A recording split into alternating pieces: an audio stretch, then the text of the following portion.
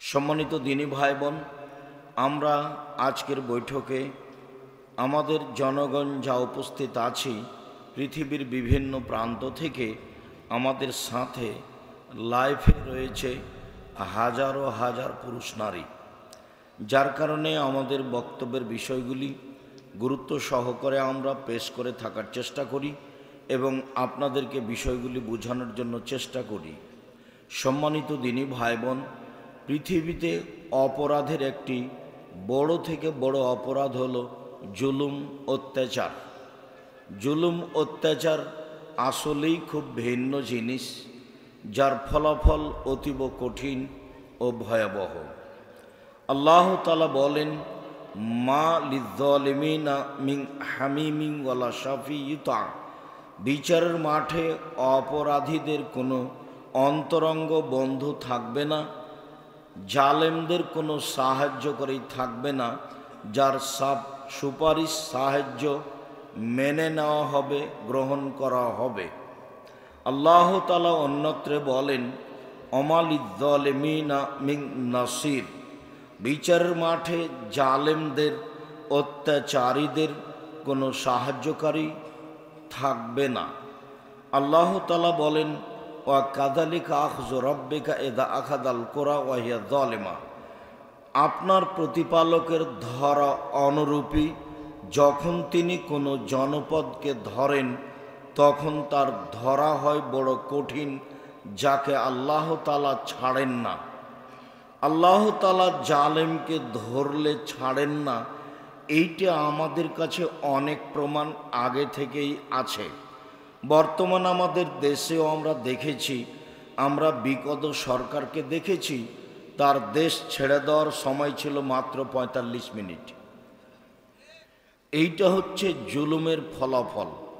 মানুষ যখন জুলুম করে, অত্যাচার করে, তখন এমন একটা সময় তার পর্যায়ে নেমে আসে যে তার সামান্যতম বাঁচার মতো কোনো সময় ও পরিবেশ সুযোগ থাকে না। এমনটি হয়েছিল খুলনার অঘোষিত সম্রাট এরশাদ সিকদারের। খুলনার অঘোষিত সম্রাট এরশাদ সিকদার তার মেয়ের মাথার উপরে একটু হাত দেওয়ার জন্য দাবি জানিয়েছিল, সেটাও গ্রহণ করা হয়নি। আমাদের চোখের সামনে ঘটে গেছে, রাতে রাতে দেশ দখল করতে পারে এমন ক্ষমতাধর প্রেসিডেন্ট সাদ্দাম। জুলুমের ফলাফল কি আমরা অল্প সময়ের মধ্যেই নিজের দেশেও বিভিন্ন দেশে দেখেছি। তবে পৃথিবীতে যারা সবচেয়ে শক্তিশালী জালেম অত্যাচারী, তারাও কেউ সময়ের গতিতে ধ্বংস হয়ে যেতে হয়েছে। পৃথিবীর ইতিহাসে সবচেয়ে বড় জালেম, সবচেয়ে বড় স্বেচ্ছাচারী অত্যাচারী মানুষ হলো আদ সম্প্রদায় এবং সামুদ সম্প্রদায়। এদের ব্যাপারে আল্লাহ তাআলা বলেন, লাম ইউখলাক মিসলুহা ফিল বেলাদ, আল্লাহ তাআলা তাদের মতো শক্তিশালী, তাদের মতো অত্যাচারী, তাদের মতো জালেম মানুষ আর পৃথিবীতে কখনো কোথাও সৃষ্টি করবেন না। এতে ফেরাউনের কথা আসেনি।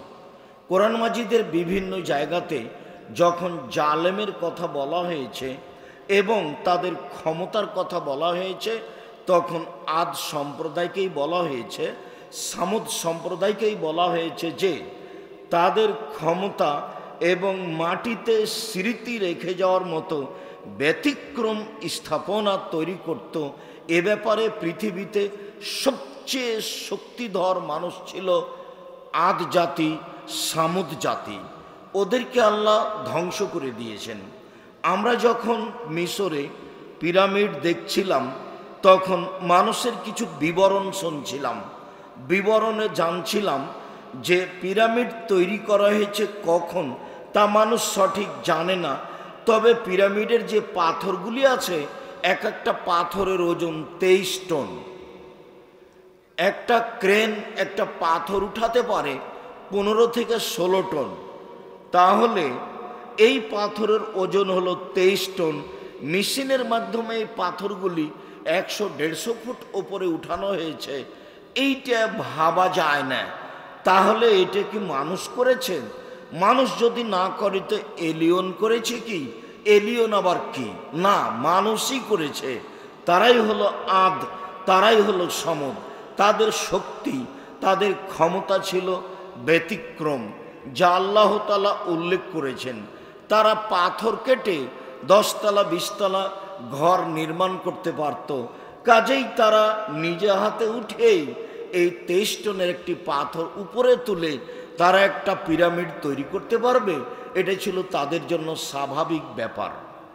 অনুমান করা যায় যে এই পিরামিড আনুমানিক প্রায় 6000 বছর আগে তৈরি হয়েছে, আদ সামুদের যুগেই। ফেরাউনও পিরামিডের চতুর্দিকে ঘুরেছে আর ভেবেছে এইটা আবার কি। ঠিক পাশে একটা মূর্তি আছে, বিশাল মূর্তি, যাকে এইভাবে দেখতে হয়। সেইটা কতদিন যাবৎ মাটিতে ঢাকা ছিল তা আল্লাহ ভালো জানে। এখন বের করা হয়েছে, সেইটা মানুষ দেখে। তাতে বোঝা যায় যে আদ সামুদ সবচেয়ে শক্তিশালী জাতি ছিল। সময়ের গতিতে আল্লাহ তাদেরকে ধ্বংস করে দিয়েছেন। আল্লাহ তাআলা বলেন, ফাআম্মা সামুদ ফাউহলিকু বিত্তাগিয়া, অবশ্যই সামুদ সম্প্রদায়কে ভয়াবহ বিকট শব্দ দিয়ে ধ্বংস করে দেওয়া হয়েছে। বাস, এক শব্দেই শেষ। আল্লাহ তাআলা সামুদ জাতিকে ধ্বংস করার ব্যাপারে এই শব্দ উল্লেখ করেছেন। তিনি বলেন, অমা আদুন ফাউহলিকু বেরিহিন সারসারিন আতিয়া, তবে আদ সম্প্রদায়কে ধ্বংস করা হয়েছে ভিন্ন ধরনের, একমাত্র আল্লাহর আদেশে, ফেরেশতাদের নিয়ন্ত্রণ ছাড়াই বিকট শব্দপূর্ণ, খুব বেশি থেকে বেশি ঠান্ডা ঝঞ্ঝাবায়ু, ঝড় বৃষ্টি দিয়ে আদ সম্প্রদায়কে ধ্বংস করে দেওয়া হয়েছে। তা চলেছিল 7 দিন 8 রাত, 8 রাত 7 দিন, 8 রাত 7 দিন, 7 দিন 8 রাত, এইভাবে চলেছিল এই ঝড় বৃষ্টি ঝঞ্ঝাবায়ু। যেখান দিয়ে চলেছিল সেখানে বাড়িঘর গাছপালা কোনো কিছুই ছিল না, সব কেটে চলে গেছিল। সেই বাতাসের ব্যাপারে বলা হয়েছে, বিদ্বানগণ বলেছেন, এই বাতাস, এই ঝড়, এই ঝঞ্ঝাবায়ু ফেরেশতার অধীনে ছিল না। এত জোরে, এত বিকট শব্দে, এত ঠান্ডা বায়ু ফেরেশতা বহন করতে পারবেন না। তা ছিল মাত্র আল্লাহর আদেশে। তারা জুলুম করেও সময়ের গতিতে ক্ষমতা থাকা পরেও টিকতে পারেনি, ধ্বংস হয়ে গেছে। যার কথা আল্লাহ তাআলা বলেছেন। আল্লাহ তাআলা এক জায়গায় বলেন, মিনহুম মান আরসালনা আলাইহা হাসিবা, আমি বহু মানুষকে ধ্বংস করেছি যারা অত্যাচারী জালেম ছিল। তার এক শ্রেণীর মানুষকে আমি তাদের উপরে পাথরের বৃষ্টি বর্ষণ করে তাদের আমি ধ্বংস করে দিয়েছি। এই কথা আল্লাহ লূত আলাইহিস সালামের সম্প্রদায়ের ব্যাপারেও বলেছেন। তাতে তিনি বলেছেন, ওয়াজালনা আলাইহা সাফিলাহা, আমি লূত আলাইহিস সালামের সম্প্রদায়কে ধ্বংস করতে গিয়ে ওদের দেশের নিচের মাটিকে উপরে করে দিয়েছি আর উপরের মাটিকে নিচে করে দিয়েছি। আর প্রথমত তাদের উপরে আমি পাথরের বৃষ্টি বর্ষণ করেছি। কার উপরে পাথরের বৃষ্টিটা লাগবে সেই পাথর চিহ্নিত করা ছিল, নাম উল্লেখ করা ছিল। এইভাবে আমি পাথর দিয়ে তাদেরকে ধ্বংস করে দিয়েছি। এই কথা আল্লাহ তাআলা বলেন। তাতে তিনি বলেন, অমিনহুম মান আখাযাতাহু সায়হা, আর তাদের আবার কাউকে আমি ধ্বংস করে দিয়েছি বিকট শব্দ দিয়ে। তাতে আছে শুআয়ব আলাইহিস সালামের সম্প্রদায়। শুআয়ব আলাইহিস সালামের সম্প্রদায়কেও আমি বিকট শব্দ দিয়ে ধ্বংস করে দিয়েছি। শব্দ হওয়ায় মাত্র তারা হাঁটু গেড়ে মাথা নিচু করে থেকে গেল, তাদের আর নড়াচড়া করার কোনো শক্তি থাকলো না। আমি সময়ের গতিতে ক্ষমতাধর মানুষকে এভাবে ধ্বংস করে দিয়েছি। তাতে তিনি বলেন, অমিনহুম মান খাসাবনা বিহিল আরদা, আবার তাদের অনেককে আমি মাটিতে ধসিয়ে দিয়েছি। কিয়ামত পর্যন্ত তারা মাটিতে ধসতে থাকবে, তারা মাটিতে বিধ্বস্ত হয়েছে। কারণ পৃথিবীতে সবচেয়ে শক্তিশালী ধনী ধনট্য ব্যক্তি ছিল বলে আল্লাহ তাআলা উল্লেখ করেছেন। আল্লাহ তাআলা নিজেই বলেছেন, কারণের অর্থ সম্পদের চাবি একটা বড় সম্প্রদায় বহন করতে হিমশিম খেয়ে যেত। তাকে এলাকাবাসী বলেছিল, দেখো কারণ, তোমাকে আল্লাহ ধন সম্পদ দিয়েছে, তুমি এগুলো মানুষকে দান করো, তুমি অহংকার করো না, তুমি গৌরব করো না। তখন কারণ উত্তরে বলেছিল, আমাকে আল্লাহ এগুলি দিবে কেন? আমি আমার যোগ্যতার ভিত্তিতে, আমার বিদ্যার ভিত্তিতে আমি এই পয়সা উপার্জন করেছি। যখন এই কথা বলল এবং সাজসজ্জা গ্রহণ করে বাড়ি থেকে বের হলো, তখন আমি তাকে, তার সদলবলকে, তার এলাকাকে এমনভাবে মাটিতে ধসিয়ে দিলাম যে অনুমান আজ থেকে নিয়ে 3500 4000 বছর আগের কথা। এরপরেও প্রায় 60 থেকে 70 কিলোমিটার মতো একটা এরিয়ে প্রায় 3 থেকে 5 কিলোমিটার প্রশস্ত হয়ে 60 থেকে 70 কিলোমিটার লম্বা হয়ে একবারে মাটি ধসে আছে। সেখানে পানি আছে, পানির রং হালকা কালো কালো এবং দুর্গন্ধময়। যদিও মানুষ সেখানে নামছে, তবে আমরা পানিতে নামতে আশঙ্কা করেছি। আমরা যখন কারণ ধ্বংস হওয়ার এলাকায় গেছি, তখন আমরা পানিতে নামতে সাহস করিনি, এই জন্য যে আল্লাহ তাআলা, আল্লাহর নবী এরকম ধ্বংসপ্রাপ্ত এলাকায় পার হওয়ার সময়তে ভয় ভীতি নিয়ে ভয়ঙ্কর অবস্থায় মাথা ঢেকে দ্রুত দৌড়িয়ে পার হয়েছেন। ঠিক সম্মানিত দিনী ভাই বোন, অনুরূপী সময়ের গতিতে আল্লাহ ফেরাউনকে ধ্বংস করে দিয়েছেন। ফাদরাকাহুল গারাক, শেষ পর্যন্ত যখন ফেরাউন আটকা পড়ে গেল, ফেরাউনকে যখন মূসা আলাইহিস সালাম বললেন, 1 মিনিট, আল্লাহ তাআলা মূসাকে বললেন, মূসা তোমাকে ফেরাউনকে দাওয়াত দিতে যেতে হবে। তো মূসা আলাইহিস সালাম বললেন, দেখেন আল্লাহ প্রতিপালক আমার, আমি সাবলীল ভাষায় কথা বলতে পারি না, আমার মুখের সমস্যা আছে, আমি ফেরাউনের নিকটে যেতে চাচ্ছি না। তখন আল্লাহ তাআলা বললেন, আমি তোমার মুখের ভাষা সাবলীল করে দিই, তুমি বলো রব্বি ইশরাহ লি সদরি ওয়া ইয়াসসির লি আমরি ওয়াহলুল উকদাতাম মিন লিসানি ইয়াফকাহু কাওলি, তাহলে তোমার ভাষা সাবলীল সুন্দর হয়ে যাবে।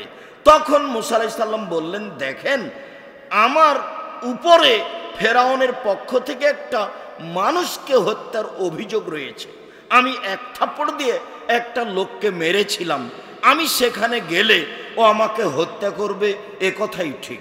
তখন আল্লাহ তাআলা বললেন, দেখো মূসা, বিষয়টি আমি দেখব, আমি তোমার সাথে রয়েছি, কিভাবে মারবে ও হত্যা করবে সেটা আমি দেখব। এখনই আল্লাহ বললেন মূসাকে যে আমি আপনার সাথে রয়েছি, কিভাবে ফেরাউন মারে আমি দেখব। তখনও মূসা আলাইহিস সালাম বললেন যে আমার সাহস হয় না, আমি একাই যেতে পারছি না, যেতে চাচ্ছি না, আপনি আমার ভাইকে সাথে দেন, হারুনকে। তখন আল্লাহ বললেন, ঠিক আছে মূসা, সব মেনে নিলাম। 2 ভাই মিলেই ফেরাউনের কাছে যান। 2 ভাই চলে আসলেন, এসেই প্রথমে বললেন স্বাধীনতা ফেরত দিতে হবে। আব্দুল্লাহর বক্তব্যে বোঝা যাবে স্বাধীনতা লাগবে মুসলমান হয়ে বসবাস করার জন্য, গোলাম হয়ে ইহুদি খ্রিস্টানদের অধীনে বসবাস করতে রাজি নই, ইহুদি খ্রিস্টানদের সভ্যতা গ্রহণ করতে রাজি নই। পদ্মা সেতু তৈরি করবে ইহুদি খ্রিস্টান, আর আমলা হব কিষান কামলা, এমন গোলাম হতে চায় না। ঠিক এই ঘটনাটাই বাস্তব ঘটালেন মূসা আলাইহিস সালাম। একেবারে ফেরাউনকে গিয়েই সরাসরি বললেন, আমাদের সম্প্রদায় বানি ইসরাইলকে দাসদাসী করে রেখেছেন, ওদেরকে ছেড়ে দেন, ওদের স্বাধীনতা দিতে হবে। এটাই প্রথমে মূসা আলাইহিস সালাম বললেন। আগে স্বাধীনতা পরে দাওয়াত, আগে স্বাধীনতা পরে দাওয়াত। এই যখন মুখের ওপরে মূসা আলাইহিস সালাম স্বাধীনতার দাবি করলেন, তখন ফেরাউন বললেন, তুমি কি সেই নও যাকে আমি শিশুকালে লালন পালন করেছি? এই শুরু হলো এবার। তুমি কি সেই মূসা নও যে আমার পাশে বহুদিন যাবৎ ছিলে, আমার অধীনে বহু বছর ছিলে? তুমি কি সেই নও যে এক থাপ্পড়ে মানুষ হত্যা করেছো? তুমি যা করেছো তা করেছো, তুমি থাপ্পড় দিয়ে মানুষ হত্যা করেছো। তুমি বড় অকৃতজ্ঞ। তুমি আমার কাছে এসে স্বাধীনতা চাও মানে? তোমার দুঃসাহসে অবাক হয়ে গেলাম। মূসা আলাইহিস সালাম বললেন, মনে রাখবেন স্বাধীনতাই ফেরত দিতে হবে। আমি আপনার হত্যার ভয়ে দেশ ছেড়েছি, এ কথাই ঠিক। আমি মানুষকে হত্যা করেছি, এ কথাও ঠিক। তখন আমি ভুল পথে ছিলাম। আমার প্রতিপালক আমার প্রতি দয়া করেছেন, আমার প্রতিপালক আমাকে জ্ঞানে গুণে পূর্ণ করেছেন, আমার প্রতিপালক আমাকে নবী করেছেন। শোনো, আমি তোমার কাছে দাওয়াত নিয়ে এসেছি। তুমি বড় উদ্ধত স্বৈরাচার, সীমা লঙ্ঘন করেছ। আমার জাতি আমাকে ফেরত দিতে হবে। সীমা লঙ্ঘন করে তুমি চিরদিন টিকতে পারো না। এই ঘোষণা যখন মূসা আলাইহিস সালাম সামনে দিলেন, তখন ফেরাউন সিদ্ধান্ত নিল মূসাকে হত্যা করতে হবে। সদল বলে পিছা ধাবন করল। মূসা আলাইহিস সালাম সদল বলে পালাতে লাগলেন। সামনে সাগর পড়ল, পিছনে ফেরাউন, ডানে ফেরাউন, বামে ফেরাউন, সামনে সাগর।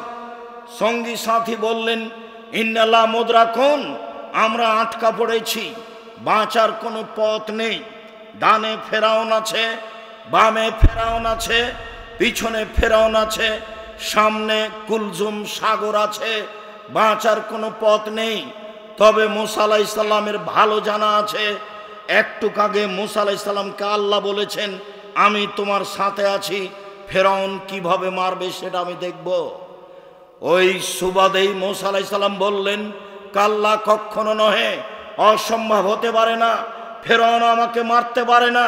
ইন্না মাইয়া রাব্বি, আমার প্রতিপালক আমার সাথে রয়েছেন, সায়াহদিনী, তিনি আমাকে পথ দেখাবেন। বলো কি তোমরা? অসম্ভব, এটা হতে পারে না। ফেরাউন আমাকে মারতে পারে না, ফেরাউন এই দুঃসাহস রাখে না। আমার প্রতিপালক আমাকে পথ দেখাবেন। শেষ পর্যন্ত যা হওয়ার তাই হলো। তিনি সাগরের উপরে লাঠি আঘাত করলেন, সাগর দুই ভাগে বিভক্ত হয়ে গেল। শুষ্ক রাস্তা দিয়ে মূসা আলাইহিস সালাম পার হয়ে গেলেন।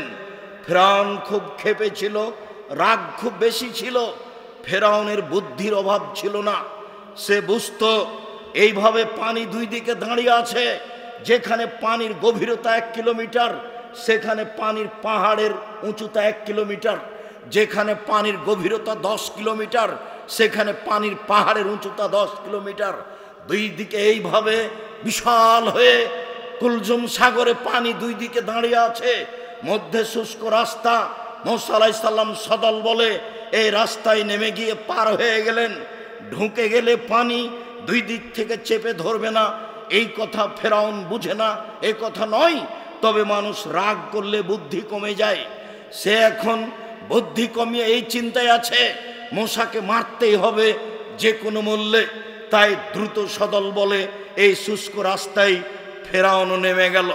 নেমে যাওয়ার সাথে সাথে দুই দিক থেকে পানি জমা হয়ে গেল। তখন ফেরাউন বলছে, আমানতু আন্নাহু লা ইলাহা ইল্লাল্লাহ, পৃথিবীর মানুষ শুনে রেখো,